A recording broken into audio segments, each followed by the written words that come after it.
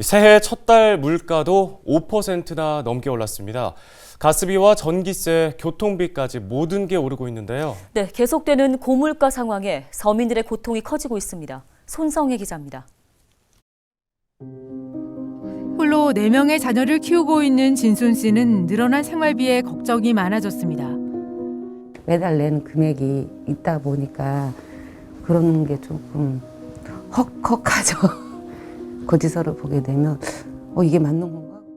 10만 원이던 난방비가 20만 원 넘게 나왔다며 한숨을 내쉽니다. 보험 설계사로 일하면서 받는 기본 월급은 180만 원 남짓. 소득의 10% 이상을 난방비로 내야 하는 형편입니다.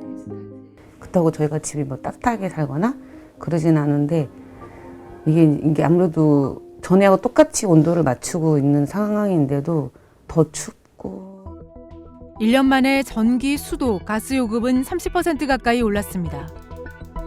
이를 포함한 지난달 전체 물가 상승률은 5.2%. 서민 생활과 밀접한 생활물가 지수는 6%나 넘게 올랐습니다. 문제는 물가 상승으로 지출은 계속 느는데 벌이는 줄고 있다는 겁니다. 경기를 많이 타요. 사실 이제 고정적으로 드셨던 분들도 이제 금액이 그것도 다 올라가잖아요. 그러다 보니까 안 드시게 되고 이렇게 끊게 되고 그러시다 보니까 제가 버는 수도도 거기서도 줄어들고. 이러한 물가 상승의 압박은 앞으로 더 심화할 전망입니다. 이번 달부터 택시 기본 요금이 1,000원 올랐고 버스, 지하철 요금 인상도 예고돼 있습니다. 취재진은 생활비 부담에 한 달 전부터 택배 아르바이트를 시작했다는 진순 씨를 따라가 보기로 했습니다. 차 한가득 택배 물품을 실어와 주소를 확인하고 배달에 나섭니다. 엘리베이터가 없는 곳이 많아 계단을 오르내리다 보니 힘이 2배로 듭니다. 반나절 동안 택배 물품 50여 개를 배달해 버는 돈은 5만 원. 한 달에 40만 원 정도를 부업으로 벌고 있습니다. 한꺼번에 많은 양은 할 수는 없지만 그래도 한 주에 2-3번 하면 그래도 그 주 생활할 수 있는 생활비는 되니까. 저소득층 10가구 중 6가구는 소득보다 지출이 많은 만성 적자고 생활비 부담으로 부업에 뛰어든 가장은 역대 최고치를 기록하고 있습니다. 줄일 수가 없는 거잖아요. 거의.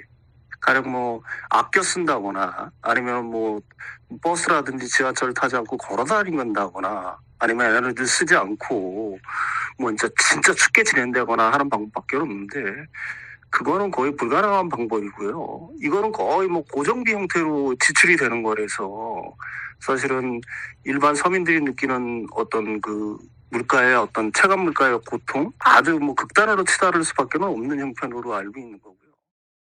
한때 전국에서 사람들이 찾아왔다는 감자국거리. 이곳에서 42년째 감자탕집을 하는 자영업자도 어려움을 호소합니다. 배달 용기부터 식용유, 밀가루 등 안 오른 게 없다고 말합니다. 손님마저 줄고 있어 더 걱정입니다. 모든 물가 다 오르니까 그게 잘 나오시질 않아요. 전에는 조금만 하면 뭐 기분 좋아서 나오고 친지 만나서 나오고 뭐 이랬거든요. 근데 요새는 나오시질 않아요. 치킨집을 운영하는 전영민 씨는 폐업을 고민하고 있습니다. 식용유 같은 경우에는 전에 한 4만 5천 원 한 깡이에요. 4만 5천 원 정도 하다가 오르는 게 뭐 한 6만 5천 원? 뭐 이렇게 거의 50% 이상 뛰니까. 옛날에는 뭐 자재값 오른다 그래도 뭐 한 10%, 20% 이랬잖아요. 근데 뭐 이번엔 그렇게 많이 오르니까. 한 달 800만 원을 벌어도 가게 임대료에 재료값, 가스, 전기요금 등 고정비로 다 빠져나가 남는 게 없습니다.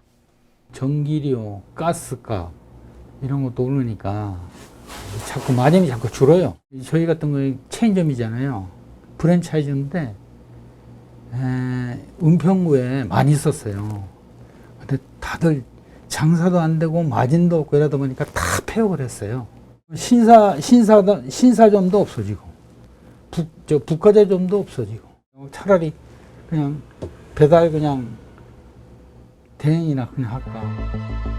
물가 상승의 고통은 이제 시작이라는 어두운 전망이 나오는 상황.